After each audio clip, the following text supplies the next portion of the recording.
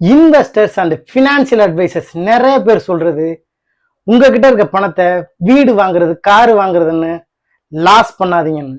அதே தான் நானும் சொல்றேன். உங்ககிட்ட இருக்க பணத்தை வீடு வாங்குறது காரு வாங்குறது செலவு பண்ணாம ஒரு பிசினஸ்ல, ஒரு லேண்ட்ல, ஒரு நல்ல கம்பெனியோட ஷேர்ஸ்ல, கோல்டுல, சில்வர்ல நீங்க இன்வெஸ்ட் பண்ணா லாங் டேர்ம்க்கு அதோட மதிப்பு அதிகரிச்சுக்கிட்டே போகும். இதே நீங்க ஒரு வீட்டையும் காரையும் வாங்கினீங்கன்னா லாங் டேர்ம்க்கு அதனோட வேல்யூ ஜீரோ தான் ஆகும். நீங்க வாங்கின காரை உங்களால அதே வேல்யூக்கு விற்க முடியாது. கொஞ்ச வருஷத்துலயே அதனோட மதிப்பு ஜீரோ ஆயிரும். நீங்க வாங்கின வீட்டோட மதிப்பு ஒவ்வொரு வருஷமும் குறைஞ்சுக்கிட்டே போய் கடைசியா அதுவும் ஜீரோல தான் முடியும். ஏன்னா நீங்க வீடு கட்டின லேண்டோட மதிப்பு தான் இன்க்ரீஸ் ஆகிட்டே போகும். உங்க வீட்டோட வேல்யூ இன்க்ரீஸ் ஆகாது. எனக்கு தெரிஞ்ச நிறைய பேரு இருக்கிற தங்கத்தெல்லாம் வித்து புட்டு ஒரு வீட்டை வாங்கிட்டு இப்ப புலம்புறத கேட்டிருக்கேன். உங்களுக்கு வீடும் காரும் முக்கியமான தேவை இருந்தா மட்டும் அதுல செலவு பண்ணுங்க.